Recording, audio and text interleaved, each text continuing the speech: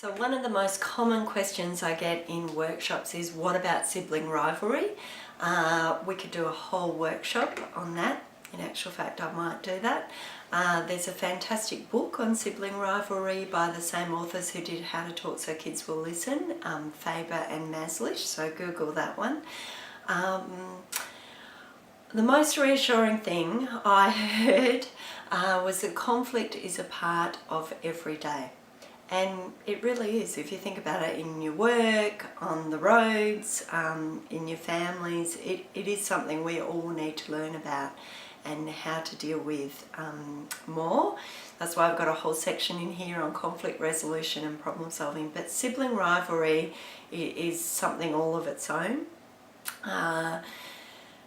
The fantastic thing about having sibling rivalry is kids on a daily basis, sometimes on an hourly basis, are having to learn how to sort out conflict, how to be part of a bigger and broader group.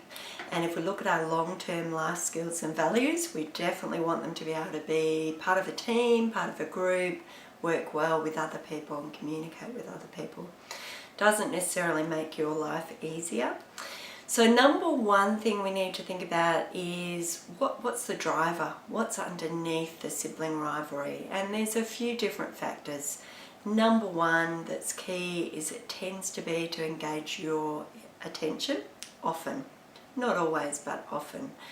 So we need some strategies around that. If this is entirely happening just to get your attention, one, how can you actually give the attention that's needed before the blow up? But that's not always easy. So even now, with my kids being the age that they are, I try to avoid being on the phone. We always get a fight when I'm on the phone, without doubt. So what are some strategies? How can you deal with it? One, we need to help kids have the skills to resolve conflict and to do problem solving. So we're talking about that in another forum. Having family meetings can help. If there's a burning deep issue, then doing some problem solving and conflict resolution around that. If there's any hint of favouritism, that's going to kick it off. So that's a deeper issue that we need to look at.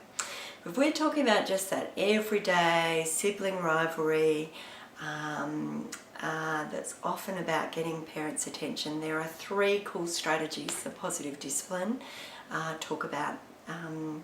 Jane Nelson and Lynn Lott wrote the book on positive discipline. I like their book Positive Discipline A to Z, where it's got A to Z different parenting issues and different ways around it. And they also have 52 parenting tool cards or an app, which is really good, and it's a course in its own right, which I love facilitating.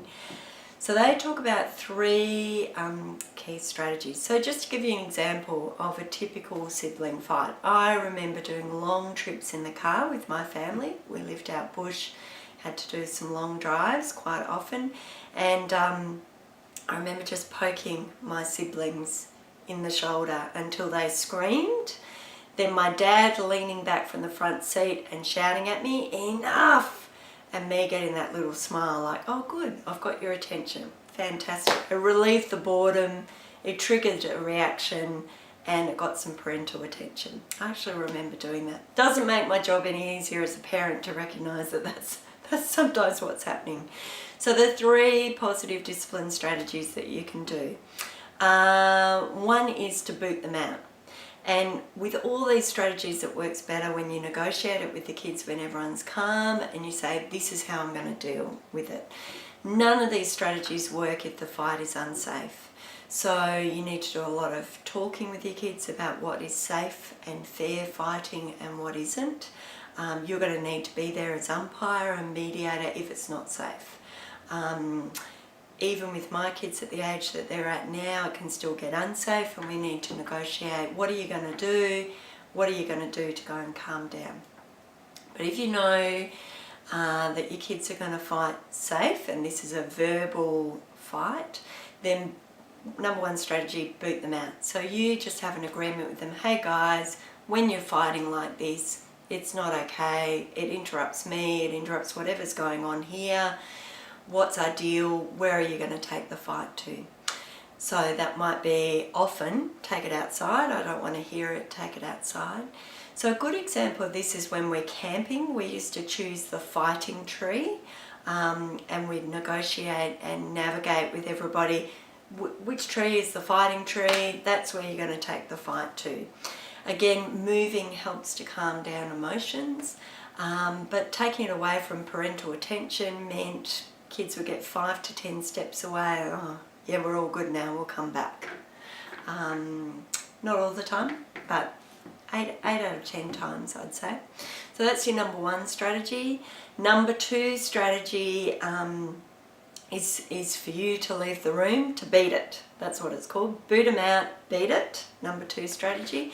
So that's where you know that they're going to be safe, but you've negotiated with them beforehand. Hey, whenever you guys fight, I'm leaving the room. So that's when I'm going to go out to garden, I'm going to hang out some washing. Loud noise is always easier to bear when you're outside, so by all means, if they follow you, that might be okay, because again, they're moving and they're calming down. You might need a follow-up strategy if they just continue to follow and continue to fight, but it's certainly a good starter strategy. You move, you can be doing your mindful breathing, calming yourself down as they're following you. Again, if it's not safe, you don't do that, but if it is, that's what you do. And the other 3rd strategy is a harder one, but I'm surprised at how effective it is, and that's where you bear it. So often what happens when the kids are fighting is, what do? We come in and flip the lid over the top, we get louder. That's often where we shout, don't shout, stop screaming. Never works in my house, we just all get louder. I get more frustrated because if they're fighting and I come in louder, no one's listening to me anyway. So bear it is where you negotiate with them beforehand. I'm just going to watch. I'm not going to butt in. I'm not going to try to fix it. I'm just going to be witnessing it. It's like watching a tennis match. Oh, your turn, your turn, your turn. Wouldn't work at all. It never works if it looks like you're mimicking or making fun, and if you haven't prepared them for it first. But when I did this and I negotiated and said, I'm just going to watch, my twins couldn't sustain the fight. They just had to start laughing because it was so weird to have somebody just going like this. Really good chance to practice your mindfulness skills. You need to practice and practice it, to just remain silent and watch. Again, if it's a deeper and more persistent issue, we actually need to sit them down and we need to do the conflict resolution, we need to do the problem solving, and they might suggest some changes that we actually personally need to make as much as for them to make. And we'll be talking about that elsewhere, but bear those 3 strategies in mind. Boot them out, beat it, and bear it. All right, good luck with it. Let me know how it goes. See ya.